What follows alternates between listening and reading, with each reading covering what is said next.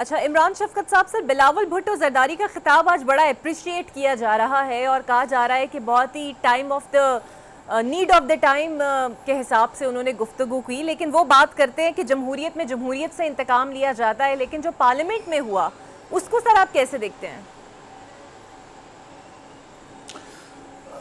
देखें, अभी पाकिस्तान की पार्लियामेंट में ये जो वाक़या कल हुआ है ये कोई पहली दफ़ा नहीं हुआ। अगर आपको याद हो तो आज जो है वो स्पीकर साहब ने तो कुछ वाक़यात का यानी कह लें कि हवाला भी दिया, लेकिन मैं जो आपको पार्लियामेंट लॉजेस भी पार्लियामेंट का ही हिस्सा है और पार्लियामेंट का वहाँ से पाकिस्तान तहरीक इंसाफ के दौर में 3 JUA के लोग गिरफ्तार किए गए।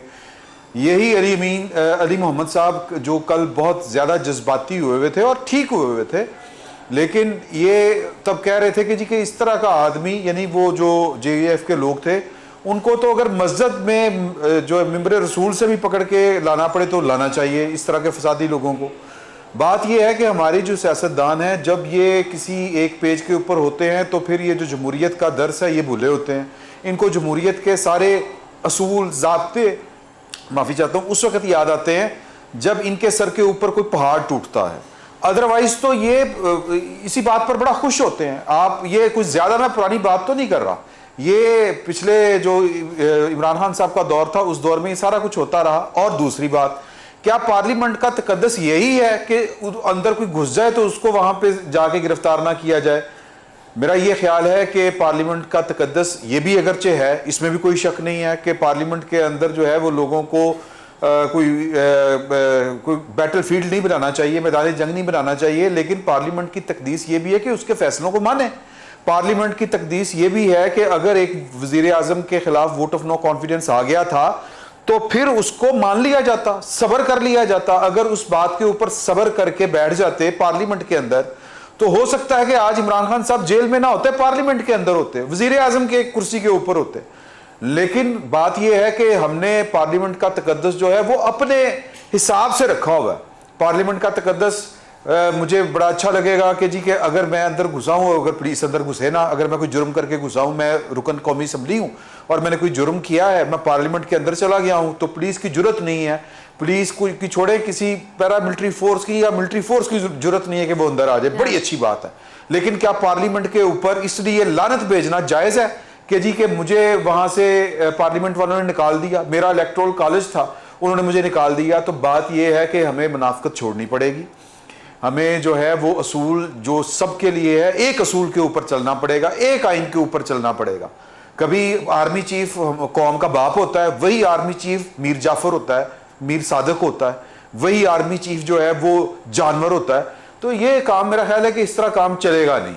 रियासत जो है वो बहरहाल पाकिस्तान की रियासत का एक मिजाज है, इसको हम तस्लीम करें या ना करें, हमारे तस्लीम ना करने से वो किरदार बदलना नहीं है। इस मुल्क में 4 दफा मार्शल लॉ लगा हुआ है, तो लिहाजा हमें जो ज़मीनी हकायक हैं उनको सामने रख के चलना चाहिए। अगर पाकिस्तान की फ़ौज के साथ बराह रास्त किसी ने लड़ाई करनी है, अगर आप वो देख लें जो कल KP असम्बली में जो करारदाद मंजूर हुई है वो तो महाजराई है पाकिस्तान की फौज के साथ। अगर फौज के साथ महाजराई आपने करनी है तो कोई सियासी जमात तो ये काम कर नहीं सकती। ये वही जमात काम कर सकती है जिसके पीछे किसी दूसरी फौज की ताकत खड़ी हो। तो ये हमें जरा गौर कर लेना चाहिए इसके ऊपर। अच्छा, इमरान शफकत साहब, कल सुप्रीम कोर्ट से एक वजाहती एलामिया सामने आया और इसको पढ़कर आप क्या महसूस करते हैं? आपको लगता है कि 2 दिन पहले जो रिपोर्टिंग हुई वो गलत थी, या तब भी काजी साहब का वही मौक़िफ़ था जो कल था कि उन्होंने सिर्फ अपनी मुद्दत मुलाजमत से इजाफे से इनकार किया, यानी सबका अगर हो जाए तो उन्हें कोई मसला नहीं है? देखें, बात यह है कि मैं, अगर आप मुझे थोड़ा सा टाइम दें तो मैं ज़रा पिछला जो आपका क्वेश्चन था जनाब सिकंदर साहब से, मैं उसके ऊपर भी थोड़ा सा फीडबैक देना चाहता हूँ, रिस्पॉन्ड करना चाहता हूँ। बात यह है कि हम झिझकते रहते हैं, हम जो पता नहीं हमें किस बात की झिझक है कि जो पाकिस्तान तहरीक इंसाफ खुल के बात करती है, हम उसका तज्जिया करते वक्त बात को पंजाबी में कहते हैं वला जाना, हम इधर उधर कर जाते हैं बात। पाकिस्तान तहरीक इंसाफ ने लड़ाई पाकिस्तान की रियासत के साथ शुरू की हुई है। जो परसों का रिस्पांस आया था, वो जो रिएक्शन था, वो पॉलिटिकल पार्टी या इस हुकूमत की तरफ से अगर कोई समझ रहा है कि ये उनका रिएक्शन था तो फिर उसकी सादगी को 21 तोपों की सलामी देनी चाहिए। मैंने पहले आपसे गुजारिश की थी कि पाकिस्तान की इस्टेब्लिशमेंट का पाकिस्तान के अंदर जो रोल है, जो किरदार है, जो उसकी हैसियत है, उससे आंखें नहीं चुराई जा सकती, ना उससे आंखें बंद की जा सकती हैं। पाकिस्तान की जो ये पॉलिटिकल लीडरशिप है, वो बिलावल भुट्टो जरदारी साहब हों या वो आपने नवाज शरीफ साहब का नाम लिया, पाकिस्तान मुस्लिम लीग नून हो, उन्होंने तो जिम्मेदारी का मुजाहरा किया। उन्होंने तो अपने यानी कि रियासती एक्शन को एक तरह से, मैं ये अगर ये अल्फाज इस्तेमाल करूं तो गलत नहीं है, उन्होंने उसको उस तरह से ऑन नहीं किया, उनको रिएक्शन का नाम देके उन्होंने बात ख़त्म कर दी। लेकिन उन्होंने जिम्मेदारी का क्या मुजाहरा किया कि एक कमेटी बन रही है, एक मिसाके पार्लिमान जो है वो बनाने की तजवीज़ है, लेकिन स्पीकर का ये जो रिस्पॉन्स है, इसके खिलाफ बात कौन कर रहा है? असद कैसर साहब। असद कैसर साहब ने पाकिस्तान की पार्लियामेंट को किस तरह चलाया, ये हम भूले तो नहीं हैं।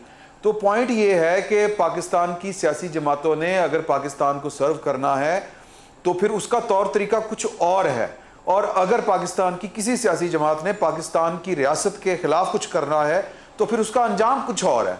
तो हमें थोड़ा सा इस बात पे गौर करना चाहिए। ये तकसीम जो आपने दूसरा सवाल किया इतनी बढ़ चुकी है, ये मैं भी ये समझता हूँ, ये पाकिस्तान की इस्टेब्लिशमेंट जो थी किसी दौर में, ये उसका लगाया हुआ पौधा है तकसीम का, जो बड़ा गहरा हो गया, जिसकी जड़ें कि ये सहाफ़ियों के अंदर तक आ चुकी हैं। अब जस्टिस काजी फायज ईसा साहब को मिस रिपोर्ट किया गया, और मिस रिपोर्ट करने वाले कौन है? वो सहाफ़ी जिनका बायस बड़ा क्लियर है काजी फायज ईसा के खिलाफ। और क्यों क्लियर है? क्योंकि वो इमरान खान साहब के सपोर्टर है। तो हमारी सहाफ़त जो है वो आलूदा हो चुकी है, हमारी जो रियासत है वो इस वक्त एक तकसीम का शिकार है। हमारे बल्कि मैं रियासत का जब जिक्र कर रहा हूँ तो इसमें सिर्फ रियासती मशीनरी की बात नहीं कर रहा, हम सब रियासत का हिस्सा है, रियासत हमसे है। वो पॉलिटिकल पार्टियाँ हों, वो जाहिर है कि पॉलिटिकल पार्टियाँ पाकिस्तान के अवाम की तर्जमानी करती हैं या उनकी नुमाइंदगी करती हैं, तो उसी तरह जो रियासती मशीनरी है, इंतज़ामी मशीनरी है, वो भी। पाकिस्तान बेसिकली एक नफ़रत की गहरी खाई में गिर चुका है। इसको बाहर निकालने के लिए पाकिस्तान की सियासी जमातों को ही किरदार अदा करना पड़ेगा। इमरान खान साहब की एक मंतक है कि जी कि आप गिव अप कर देते हैं तो आप हार जाते हैं। कभी कभी हारना पड़ता है, ये क्रिकेट का मैच नहीं है, ये पाकिस्तान स्टेक पे लगा हुआ है। अगर किसी को पाकिस्तान की रियासत की फिक्र नहीं है तो फिर मेरा ख्याल है रियासत भी शायद उस तरह से उनकी फिक्र ना करे।